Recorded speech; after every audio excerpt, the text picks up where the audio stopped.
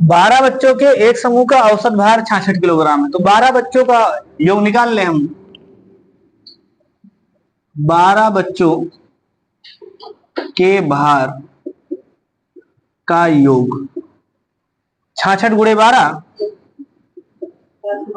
400 792। इसके बाद लिखा है यदि ए और बी के स्थान पर दो बच्चे यक्स और वाई आ गए। इसका मतलब स्थान पर लिखा है, यानी दो गए दो आ गए। ये तो है ना, ए और बी के नाम का दो लड़का गया और उसके स्थान पर दो आ गए, यक्स और वाई समूह में शामिल हो गया। तो नया औसत भार कितना हो गया? 65 केजी हो गया। तो फिर से 12 बच्चों का, यानी दोबारा नए 12 बच्चों का औसत भार कितना हो जाएगा? 65 गुणे 12 780। कितना कम हो गया? 12 केजी कम हो गया। इसका अर्थ सीधा सीधा यह है कि जो बच्चे गए थे, मतलब जो पुराने वाले में थे, वो 12 केजी ज्यादा हैं, ये ना, और जो नए वाले हैं वो 12 किलो कम है। क्या हुआ? हाँ, और दोनों का अगर योग बराबर है तो 6-6 किलो कम है। यहां लिखा है ना, ए का भार बराबर बी का भार और यक्स का भार बराबर वाई का भार। इसका मतलब यहां अगर 12 किलो ज्यादा है, यहां 12 किलो कम है, तो ए का भार और बी का भार में 6-6 किलो का अंतर है, मतलब बराबर है दोनों।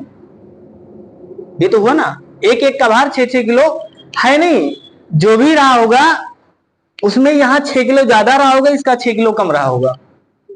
जैसे अगर हम मान लें यक्स, यहाँ ए और बी है, ए भी यहाँ है और यहाँ यक्स और वाई है, तो अगर ये 50-50 सॉरी अगर ये 50-50 किलो मान लेते हैं, अगर ये 50-50 किलो है तो यहाँ ये 6-6 किलो कम होगा। यहाँ एक होगा 44 किलो, दूसरा भी होगा 44 किलो, ये तो होगा ना भैया। तभी यहाँ 6-6 12 किलो यहाँ कम आ गया है, इसमें कम आ गया, इसमें ज्यादा आ गया। ये कहानी समझ में आ गया यहाँ तक? अब आगे देखिए, आगे क्या लिखा है। ए का भार बराबर बी का भार और एस का भार बराबर, यदि एक और बच्चा समूह में शामिल कर लिया जाता है तो नया औसत भार 65 किलो हो जाता है। अब 13 लोग हो गए, 13 का औसत भार कितना आएगा?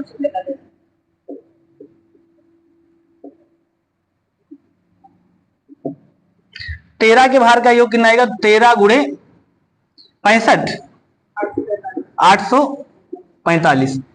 अब एक चीज समझना, 13 लोग हैं इतने के, क्या हुआ? अच्छा, नाम उसका लिखा है ना, ये देगा और बच्चा सी को, चलिए नाम दिया सी लिख देते हैं, सी को शामिल कर लिया जाता है तो उसका इतना केजी हो गया। तो क्या हम बच्चे का भार निकाल सकते हैं भैया? बताइए।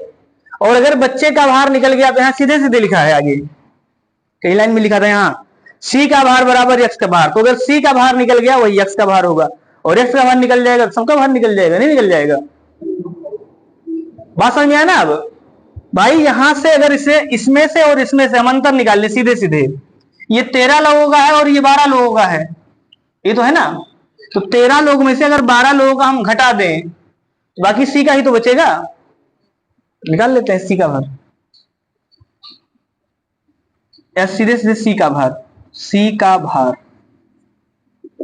बराबर कौन सा घटाएं, ये वाला कि ये वाला?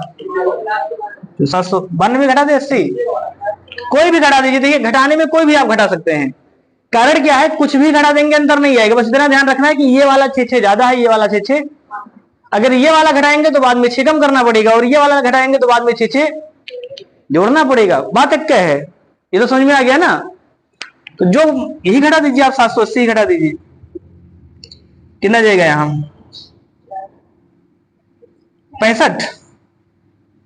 65 केजी सी का भार। सी का भार अगर 65 किलो है तो नए वाले में ही यक्स और वाई का भार है, ये तो है ना। तो अगर सी का भार 65 किलो तो यक्स का भार 65 किलो, तो अगर यक्स का भार 65 किलो तो आपसे किसका पूछा है? ए का भार, तो ए का भार 71 किलो, बस यही उत्तर था। नहीं समझ में आया? सी का भार 65 किलो, तो यहां लिखा है यक्स का भार बराबर y का भार और c का भार बराबर x का भार। तो ये x का भार है तो c का भार बराबर x का भार। तो अगर इनका 65 kg है तो इनका भी 65 kg होगा। ये चीज समझ में आ गया। और x का भार से इसका भार 6 किलो ज्यादा है, यहां भी बताए हैं, ये तो था ना। तो a का भार कितना हो जाएगा, a का भार 65 + 6 बराबर 71।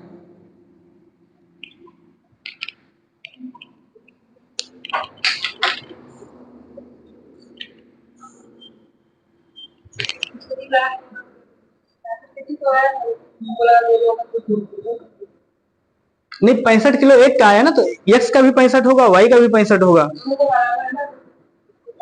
यानी यहाँ 3 लोग बराबर है। x का भी भार 65 है, c का भी भार 65 है और y का भार भी 65 है। इस 3 लोगों का भार बराबर है, जबकि a और b का भार कितना है, इनसे 6-6 किलो ज्यादा है। नहीं समझ में आया? देखिए हाँ तो 65 सही था। देखिए 12 बच्चों का योग, इसमें a और b शामिल है, a + b भी शामिल है ना इसमें, यानी 12 में 10 है और a और b है, 12 हो गए। इनके भार का योग कितना आ गया, 792। जबकि यहाँ 12 बच्चे हैं तो यहाँ 10 तो यही है, लेकिन यहाँ a और b के स्थान पर x और y है। तो जब इनका भार निकाला गया तो 780 कम आ गया। और ये सीधे सीधे लिखा है कि a बराबर b है और x बराबर y है। तो अगर यहाँ हम ये देख रहे हैं कि पहले वाले भार से बाद वाले भार का योग 12 किलो कम आ गया, तो 12 किलो अगर कम आ गया तो x y ही तो बदले हैं। इसका मतलब 12 किलो में x का भार भी 6 किलो कम रहा होगा और y का भार भी 6 किलो कम रहा होगा, तभी आएगा, क्योंकि दोनों का भार बराबर लिखा है, इसलिए बंटवारा बराबर बराबर कर दिए। यानी यहाँ भी 6 किलो कम है और यहाँ भी 6 किलो कम है। तो अब अगर इसका x और y का मान हमने निकाल लिया तो ये भी तो देख पा रहे हैं, इसका मतलब a और b का मान 6-6 किलो ज्यादा होगा, इसी से तुलना करें ना।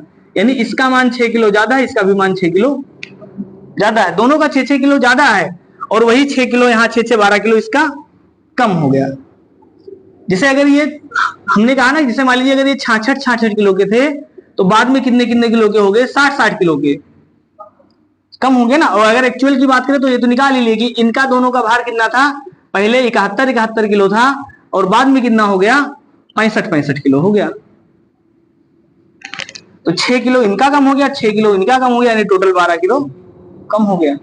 तो अगर हमने एक्स वाई का निकाला तो जब ए और बी का निकालेंगे तो क्या करेंगे, 6 जोड़ेंगे।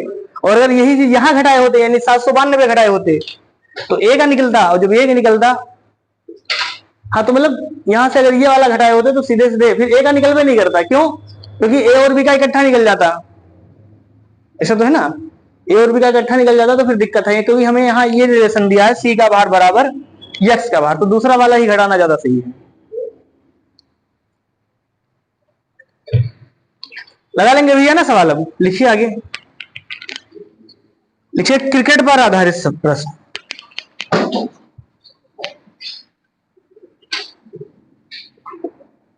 क्रिकेट पर आधारित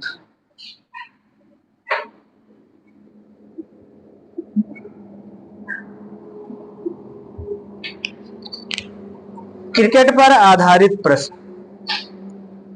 अब क्रिकेट में देखिए औसत किसका निकालेंगे भैया, दो लोगों का, एक गेंदबाज का औसत और एक बल्लेबाज का औसत। तो बल्लेबाज का औसत कैसे निकालते हैं, बल्लेबाज का औसत, बल्लेबाज का औसत होता है, सभी लोग मैच खेले होंगे, कुल बनाए गए रन बटा कुल खेले गए पारी, इसे निकालते हैं ना। हाँ गेंदों की संख्या से नहीं, तो गेंदों की संख्या से एक प्रकार से रन रेट निकालते हैं कि उसका स्ट्राइक रेट कितना है, ऐसा ना। अगर औसत निकालना है तो हम मैच लिखते हैं। अगर आप गेंदों की संख्या लिख दें कि 6 गेंद खेल के 12 रन बनाए, इसका मतलब उसका स्ट्राइक रेट 200 का है, उसको औसत भी कह सकते हैं। बाकी औसत और स्ट्राइक रेट क्या है, लेकिन स्ट्राइक रेट का मतलब है पर मैच, या ना, कि इस मैच में इसका, जब औसत की बात करते हैं तो पूरे मैच की बात करते हैं। तो औसत कैसे निकालेंगे, बल्लेबाज का औसत बराबर कुल बनाए गए रन, बनाए गए रन बटा कुल खेले गए मैच अथवा पारी। तो सीधा सीधा कुल रन जोड़ लेंगे, कुल कितना पारी उसने खेला है उससे भाग कर देंगे, औसत निकल जाएगा। सही है। जैसे एक मैच में अगर उसने 100 रन बना दिया, दूसरे मैच में 50 रन बना दिया, इसका मतलब उसका औसत कितने का है? 75 का है। ये तो बताएंगे ना, दोनों को जोड़ के बटा दो। और अगर आपको गेंदबाज का निकालना है, गेंदबाज का औसत, गेंदबाज का औसत कितना आएगा? कैसे निकालते हैं बताए किसी को? मैच तो खेलते हैं ना सब, बताइए।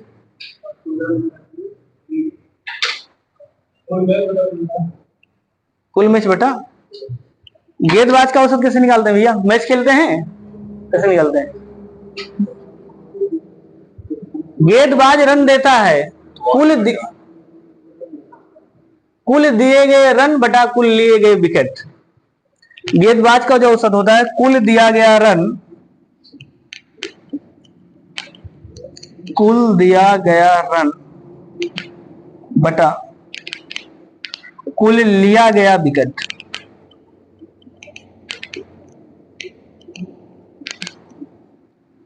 इससे गेंदबाज का औसत निकलेगा। इसका मतलब ये हुआ, गेंदबाज का औसत अगर कम है तो गेंदबाज अच्छा है, ज्यादा खराब है? गेंदबाज का औसत कम होना चाहिए, ज्यादा होना चाहिए? कम होना चाहिए। से अगर गेंदबाज का औसत लिखा है 6/3, इसका मतलब ये सही है कि 6 रन देके 3 विकेट लेता है, ऐसा तो है ना। अगर इसको आप भाग भी कर देंगे तो ये आएगा भैया 2, ये तो लिखेंगे ना। इसका मतलब ये होगा कि 2 रन देकर 1 विकेट, क्योंकि पर विकेट लिखेंगे ना, रन पर विकेट। अगर इसे इसका मात्रक की हम बात करें तो मात्रक तो इसे होता नहीं, अगर मात्रक लिखे भी तो इसका कैसे लिखेंगे भाई? रन का मतलब रन, और कितने में? प्रति विकेट, ही तो लिखेंगे ना, रन प्रति विकेट। जिसे हमने कहा 12 रन देके 3 विकेट लेता है, इसका मतलब कहेंगे 12 रन 3 विकेट पर। तो अगर एक एक विकेट का बताना होगा तो 3 से भाग कर देंगे, 3 चौक 12, इसका मतलब 4 रन पर विकेट लेता है। ये तो हुआ ना। हाँ, 4 रन देकर 1 विकेट लेता है। तो वही कहे कि अगर ये कम आया, इसका मतलब गेंदबाज अच्छा। जैसे अगर किसी का ये 3 आ गया, इसका मतलब वो कितना आ गया? 3 आने का मतलब है यहाँ कितना रहा होगा? 9 रहा होगा। तो अगर 9 रन देके 3 विकेट लिया तो गेंदबाज और अच्छा है। और अगर ये 5 हो गया, 5 रन देके 3 विकेट लिया है, और अच्छा गेंदबाज है ना। कहने का मतलब जितना ज्यादा गेंदबाज का औसत कम, उतना अच्छा गेंदबाज। और बल्लेबाज का क्या होगा? जितना ज्यादा औसत उतना अच्छा बल्लेबाज, ये तो लिखेंगे ना। से अगर किसी बल्लेबाज का औसत 16 रन पर मैच है, 16 रन पर मैच, और किसी दूसरे का है 160 रन पर मैच, तो यहाँ दोनों औसत लिखा है, तो ये वाला ज्यादा अच्छा बल्लेबाज है, ये वाला कम अच्छा बल्लेबाज है। और यहाँ उसी का उल्टा है। ये बात समझ पाए भैया?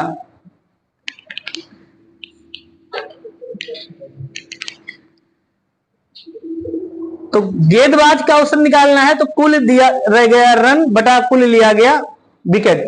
और बल्लेबाज का औसत निकालना है तो कुल बनाए गए रन बटा कुल खेले गए मैच या पारी। अब देखिए, वैसे अगर आप मैच देखते हैं तो वहां पारी से मतलब होता है। जैसे अगर उसने 40 मैच खेला, लेकिन अगर बल्लेबाजी 30 मैच में किया तो औसत केवल 30 का निकलेगा, 40 का नहीं निकलेगा। हो सकता है 10 मैच में वो बल्लेबाजी करने ही ना गया हो, ऐसे भी हो सकता है ना। जैसे बहुत से होंगे कि खेले तो 40 मैच, लेकिन 10 मैच में बल्लेबाजी करने का उसको मौका ही ना मिले, ओपनर ही मैच जिता दे, दूसरे नंबर वाले जिता दे, ऐसा भी हो सकता है। तो यही लिखा है कि होता तो एक्चुअल में पारी है, लेकिन आपको मैच में क्या लगाना है? मैच अगर लिखा है तो मैच की संख्या से ही भाग दे देंगे, इसका मतलब उसने इतना मैच खेला है।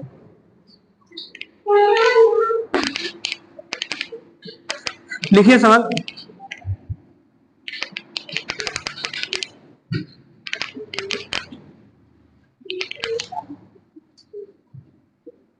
देखिए, अभी तक आप जितना पढ़े हैं ना, सारा सवाल कॉन्सेप्ट वही है, बस केवल प्रैक्टिस करना। आप देखना सारे पुराने सवाल लिखेंगे, बस आप जितना अच्छा प्रैक्टिस किए होंगे चैप्टर में, उतना अच्छा सवालों को पकड़ पाएंगे। कोई भी नया कॉन्सेप्ट नहीं है।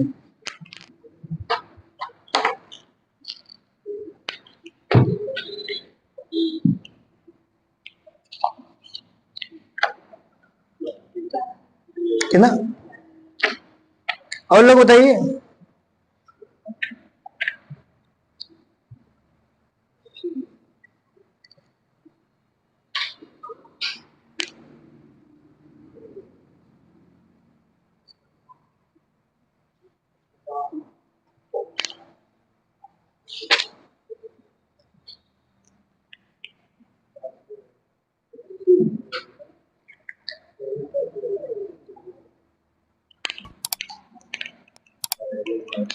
कितना है भैया? 45। आप लोगों का 85। 45 कैसे आ जाएगा? 75। औसत निकालना है। औसत कितना होना चाहिए? तो हम सभी जानते हैं औसत बराबर योग बटा संख्या। औसत बराबर कुल रन बटा कुल पारी।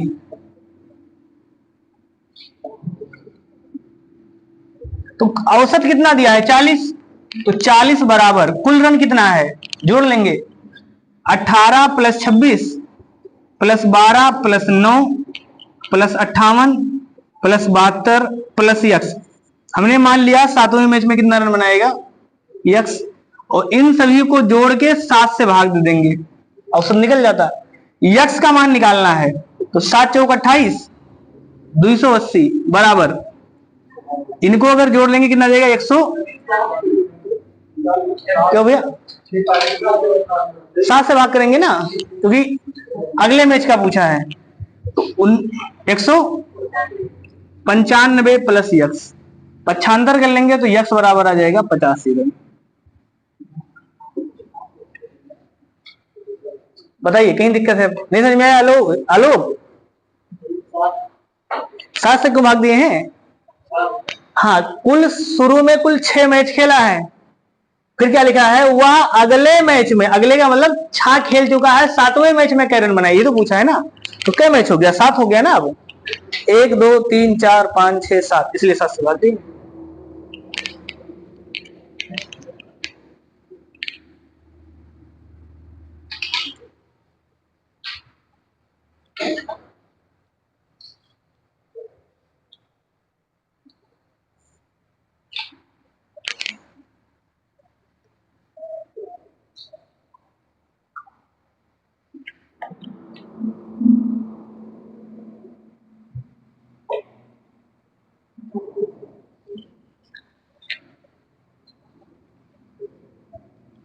लग गया ना सबका? आपका राज रहे भैया।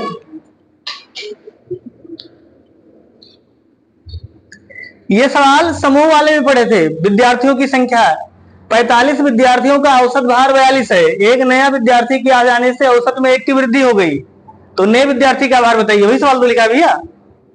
45 विद्यार्थियों का औसत भार 42 किलो है, एक नया विद्यार्थी आ गया तो औसत 1 बढ़ गया, नया विद्यार्थी का भार।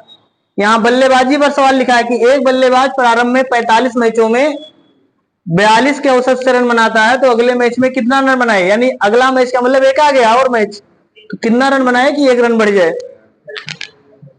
तो सबसे पहले 45 मैचों के रनों का योग निकाल ले। 45 मैच के रनों का योग कितना आएगा? तो हम कहेंगे 45 गुणे 42, 1826, 1890 रन। इसके बाद अगर एक मैच और खेलता तो 1 रन बढ़ जाता, तो मैच की संख्या कितनी हो जाएगी? 46। तो 46 मैच में रनों का योग कितना हो जाएगा? 46 गुणे 1 बढ़ गया 43, और इसका गुणा कितना आएगा? 1978। तो हम देख पा रहे हैं कि ये 45 मैच में इतना रन और 46 मैच में इतना रन, तो 1 रन मैच में कितना रन बनाया होगा? अंतर निकाल लेंगे, 88 रन। ये आ गया। अब दूसरा तरीका हमने क्या बताया था कि अगर 45 मैच में भैया उसने 42 रन बनाया, तो 46वां मैच जब खेला है अगर वो 42 रन बनाया होता तो औसत में कोई अंतर नहीं आता। ये चीज आपको सोचना है कि कुछ गुणा भाग नहीं करना पड़ता। अगर वह 45 मैच में 42 बनाया और 46वें में भी 42 बनाया होता तो औसत में अंतर नहीं आता। लेकिन उसने कहा कि 46 मैच में इतना रन बनाया कि सबका औसत में 1-1 वृद्धि हो गया, तो हम ये कहेंगे 42 अगर बनाया होता तो कोई दिक्कत नहीं होता। अब 46 मैच अगर खेला है और सबका 1-1 बढ़ गया है, तो 46 बढ़ा दीजिए, तो कुल कितना आ जाएगा? 88 रन। हाँ, तो कुल 88 रन उसने बनाया है।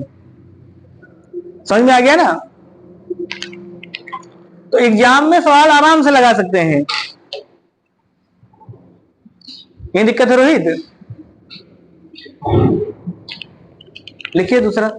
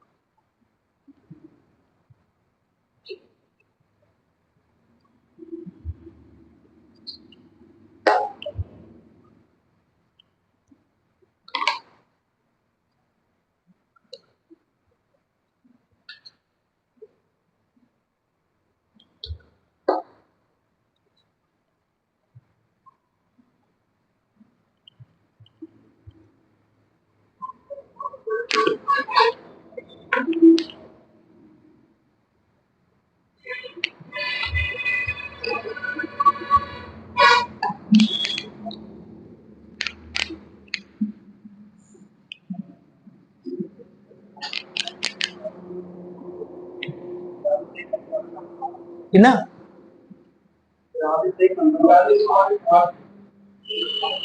आ गया?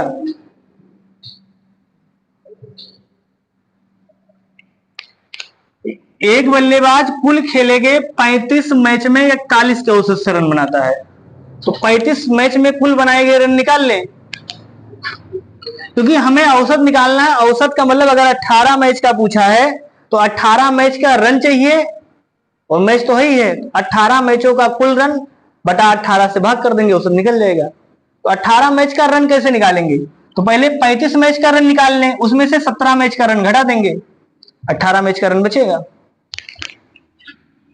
तो 35 मैच का रन कितना होगा?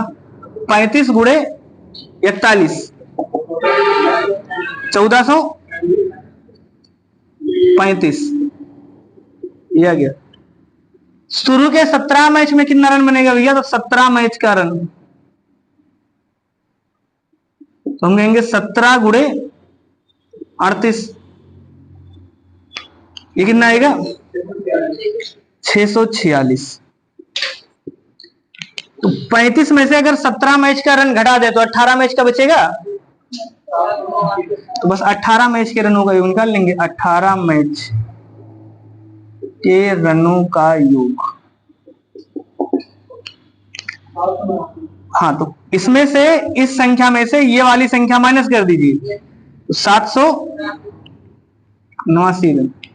अब रन आपको पता है, मैच पता है, तो औसत निकल जाएगा, औसत निकाल लेंगे। कुल रन है 789 और कुल मैच है 18, भाग भाग कर देंगे 43.83।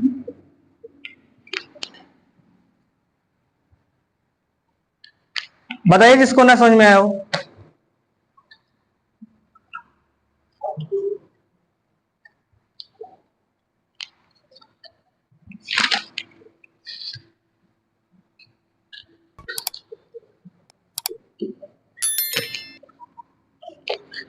चलिए लिखिए दूसरा सवाल। आ गया समझ में?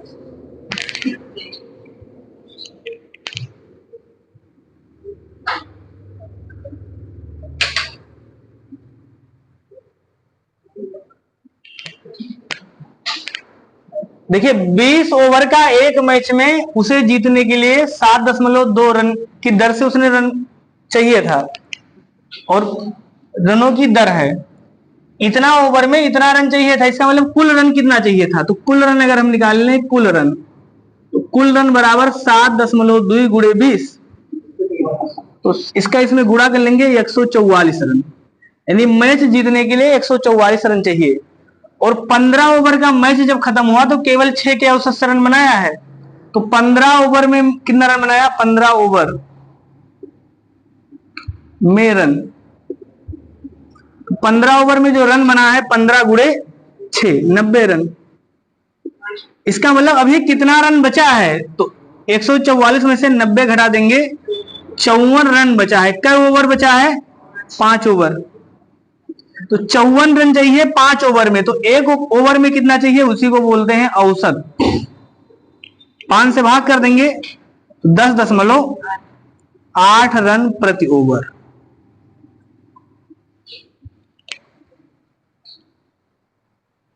अब देखिए यहाँ ये रन प्रति ओवर नहीं लिखा है, तो आप कहेंगे सर आपने क्यों लिख दिया? क्योंकि औसत में ही अंडरस्टूड है, औसत का मतलब ही होता है पर यूनिट वैल्यू।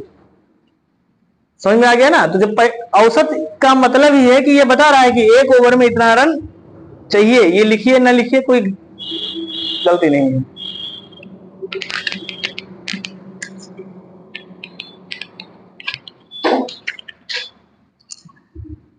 लग जाएगा सबका? लिखिए एक सवाल दूसरा। एक बल्लेबाज अपनी 12वीं पारी में 63 रन बनाता है।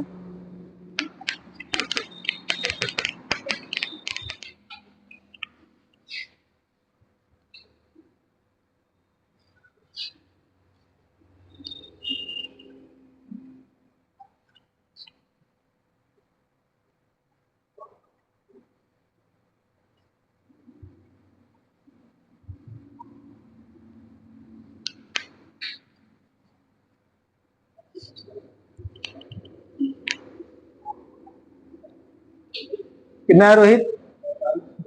45। चलिए देखिए हम बता रहे हैं अब। देखिए सबसे पहले हम आपको फिर से बेसिक बता रहे हैं, समझना। बेसिक का मतलब है कि आप कॉन्सेप्ट क्लियर करिए। एग्जाम में तरीका वो नहीं लगाते, थोड़ा समय लगता है, लेकिन अगर बेसिक क्लियर रहेगा तभी आप जल्दी लगा भी पाएंगे, क्योंकि मैथ में शॉर्टकट ट्रिक ये सब नहीं है, सही ना? वो केवल आपको भ्रम करने का तरीका है। हमसे पूछा है 12वीं पारी में 63 रन बनाया और उसका औसत 12 मैच के बाद कितना हो जाएगा? तो हम ये मान ले, माना 11वीं पारी तक का औसत कितना है? औसत मान सकते हैं यक्स। 11वीं पारी तक का औसत यक्स। तो अगर हम ये कहें 11वीं पारी तक का रन कितना होगा, तो रन बराबर कितना होगा? औसत गुणे संख्या, ये तो आएगा ना। तो 11 गुणे यक्स बराबर 11 यक्स। कितना रन आएगा? कोई दिक्कत है बताइए? 12वीं पारी का रन कितना होगा? तो 12वीं पारी का औसत, औसत हम सभी जानते हैं 12वीं पारी का औसत कितना आएगा? तो पहले औसत था यक्स, बाद में 2 बढ़ गया है, ये तो लिखा है ना। औसत में 2 की वृद्धि हो जाती है, तो 12वीं पारी का औसत कितना आ जाएगा? X plus 2 run. अच्छा 12वीं पारी तक का कुल रन कितना होगा? 12वीं पारी तक का रन, कुल रन कितना आएगा? तो हम सभी जानते हैं फिर से औसत गुणे संख्या, ये लिखेंगे ना, यानी 12 गुणे यक्स प्लस 2, ये रन आ गया। तो हम एक तरफ लिखे 11वीं पारी का रन, यानी 11वीं पारी तक रन, और एक तरफ लिख दे रहे हैं 12वीं पारी तक का रन, कुल रन। तो क्या बराबर दोनों होगा भैया? 11वीं पारी तक का रन बराबर 12वीं पारी तक का रन, ये बराबर होगा नहीं होगा? नहीं होगा, क्योंकि 12वीं पारी में उसने 63 रन बनाया है। तो अगर हमको बराबर करना है तो 11वीं पारी में हम 63 ऐसे जोड़ दें आराम से। तो 11 पारी का रन और 63, 12 पारी का रन इधर भी हो गया, 12 पारी का रन इधर भी हो गया, अब बराबर हो जाएगा। लिख दें इसको, 11वीं पारी तक का रन कितना है? 11 एक्स। 12वीं पारी तक का रन कितना है? 12 इंटू एक्स प्लस, एक्स का मान निकाल लेंगे तो ये आ जाएगा 11 एक्स प्लस 63, 12 एक्स प्लस 12 दूना 24। तो 12 एक्स में से 11 एक्स घटाएंगे एक्स, 24 उधर चला जाएगा, घट जाएगा 39, तो यक्स बराबर 39 रन। लेकिन ये गलत है, क्यों? क्योंकि इसने पूछा है 12वीं पारी के बाद, 12वीं पारी के बाद औसत कितना हो जाएगा? यक्स प्लस 2, तो 39 प्लस 2 बराबर,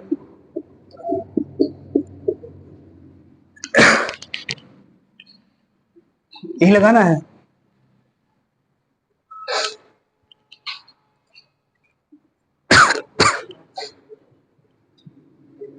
बताइए जिसको दिक्कत है।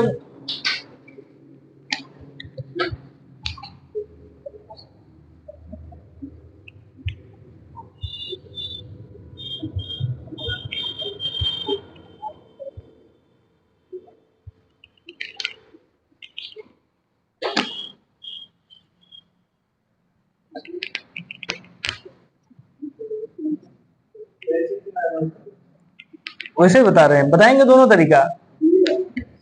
क्या हुआ? 2 लाइन का उसके लिए लिखना नहीं था, मुझे जवानी लग जाएगा सवाल।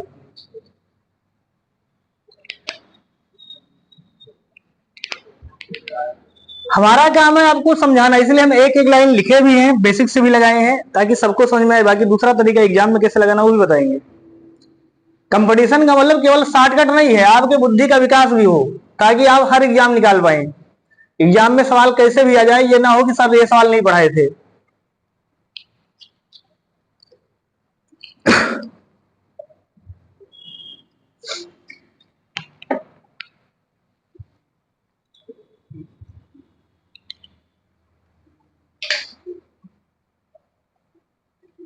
ये तरीका एग्जाम में नहीं लगाते, वो बात अलग है भाई। इस सवाल के लिए ये हमने एकेडमिक का लिखा, हमने लिखा भी है बेसिक, लेकिन ये बता रहा है कि कैसे कैसे ये आपके बुद्धि को सोचने का अंतर बता रहा है कि 11वीं पारी का रन या 12वीं पारी के रन में से 11वीं पारी का रन घटा देंगे तो 63 रन का अंतर आएगा।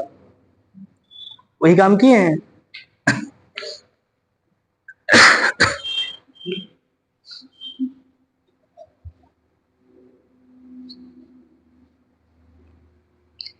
लिख लिए?